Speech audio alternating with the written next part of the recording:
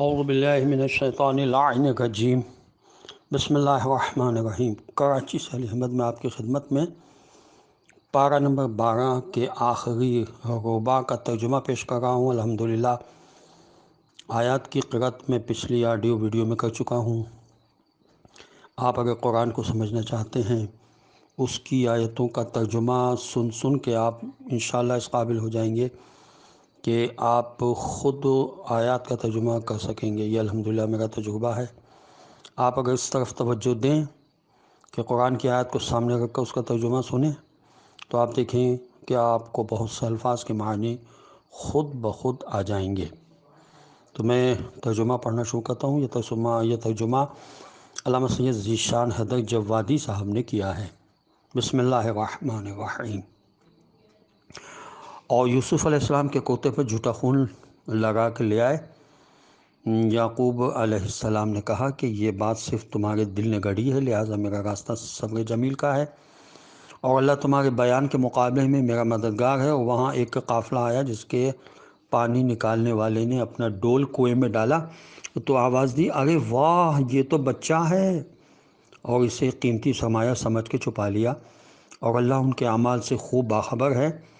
اور ان لوگوں نے یوسف علیہ السلام کو معمولی قیمت پر بیچ ڈالا، چند درہم کے عوض، اور وہ لوگ تو ان سے بیزار تھے ہی۔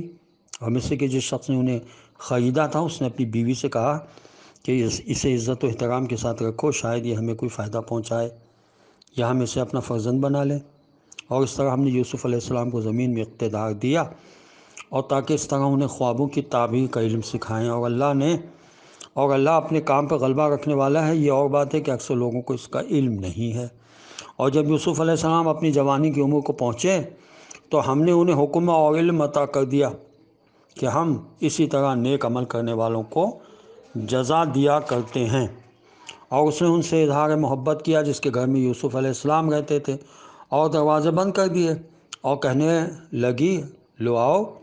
یوسف علیہ السلام نے کہا، معاذ اللہ، وہ میرا مالک ہے، اس نے مجھے اچھی طرح رکھا ہے، اور ظلم کرنے والے کبھی کامیاب نہیں ہوتے۔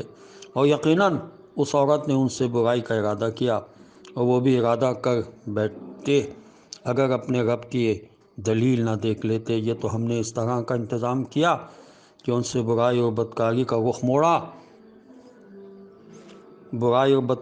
رخ موڑ دیں کہ وہ ہمارے مخلص بندوں میں سے تھے۔ اور دونوں نے دروازے کی طرف سبقت کی، اور اس نے ان کا کوتا پیچھے سے پھاڑ دیا، اور دونوں نے اس کے سردار کو دروازے ہی پر دیکھ لیا۔ اس نے گھبرا کر فریاد کی کہ جو تمہاری عورت کے ساتھ برائی کا ارادہ کرے اس کی سزا اس کے علاوہ کیا ہے، کہ اسے قیدی بنا دیا جائے یا اس پر دردناک عذاب کیا جائے۔ یوسف علیہ السلام نے کہا کہ اس نے خود مجھ سے اظہار محبت کیا ہے، اور اس پر اس کے گھر والوں میں سے ایک گواہ نے گواہی بھی دے دی کہ اگر ان کا دامن سامنے سے پھٹا ہے تو وہ سچی ہے اور یہ جھوٹوں میں سے ہیں، اور اگر ان کا کوتا پیچھے سے پھٹا ہے تو وہ جھوٹی ہے اور یہ سچوں میں سے ہیں۔ پھر جو دیکھا کہ ان کا کوتا پیچھے سے پھٹا ہے تو اس نے کہا، یہ تم عورتوں کی مکاری ہے، تمہارا مکر بہت عظیم ہوتا ہے۔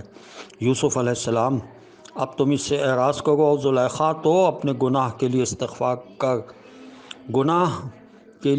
استغفار کر اے زلیخا کہ تو خطا کاروں میں سے ہے۔ اور پھر شہر کی عورتوں نے کہنا شروع کر دیا کہ عزیز مصر کی عورت اپنی جوان کو اپنی طرف کھینچ رہی تھی، اور اسے اس کی محبت نے مدہوش بنا دیا تھا۔ ہم یہ دیکھ رہے ہیں کہ یہ عورت بالکل ہی کھلی ہوئی گمراہی میں ہے۔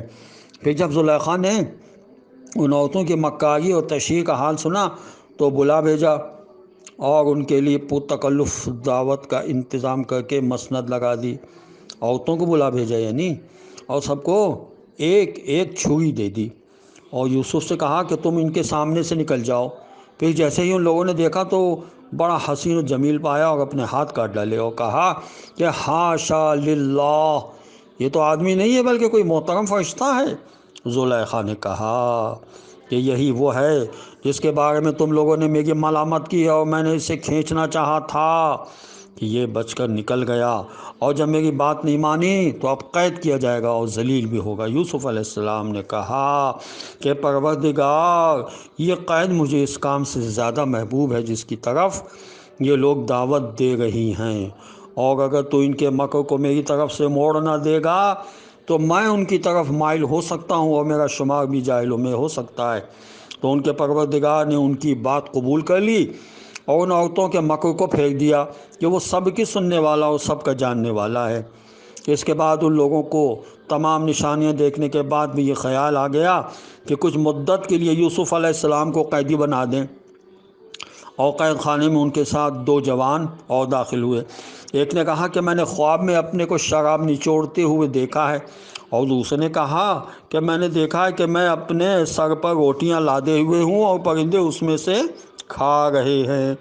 ذرا اس کی تعویل تو بتاؤ کہ ہماری نظر میں تم تو نیک کردار معلوم ہوتے ہو۔ تو یوسف علیہ السلام نے کہا کہ جو کھانا تم کو دیا جاتا ہے وہ نہ آنے پائے گا، اور میں تمہیں اس کی تعبیر بتا دوں گا۔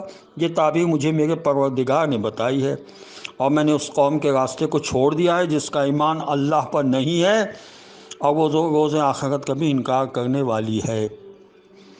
میں اپنے باپ دادا ابراہیم، اسحاق اور یعقوب علیہ السلام کے طریقے کا پیروکار ہوں۔ میرے لیے ممکن نہیں ہے کہ میں کسی چیز کو بھی خدا کا شریک بناؤں۔ یہ تو میرے اوپر اور تمام انسانوں پر خدا کا فضل و کرم ہے، لیکن انسانوں کی اکثریت شکر خدا نہیں کرتی ہے۔ میرے قید خانے کے ساتھیوں، ذرا یہ تو بتاؤ کہ متفرق قسم کے خدا بہتر ہوتے ہیں یا ایک خدا واحد و قہار؟ تم اس خدا کو چھوڑ کر صرف ان ناموں کی پرستش کرتے ہو جنہیں تم نے خود رکھ لیا ہے، یا تمہارے آباء و اجداد نے؟ اللہ نے ان کے بارے میں کوئی دلیل نازل نہیں کی ہے، جبکہ حکم کرنے کا حق صرف خدا کو ہے، اور اس نے حکم دیا ہے کہ اس کے علاوہ کسی کی عبادت نہ کی جائے، کہ یہی مستحکم اور سیدھا دین ہے۔ لیکن اکثر لوگ اس بات کو نہیں جانتے۔ میرے قید خانے کے ساتھیوں، تم میں سے ایک اپنے مالک کو شراب پلائے گا اور دوسرا سولی پر لٹکا دیا جائے گا، اور پرندے اس کے سر سے نوچ نوچ کر کھائیں گے۔ یہ اس بات کے بارے میں فیصلہ ہو چکا ہے جس کے بارے میں تم سوال کر رہے ہو، اور پھر جس کے بارے میں خیال تھا کہ وہ نجات پانے والا ہے، اس سے کہا کہ ذرا اپنے مالک سے میرا بھی ذکر کر دینا۔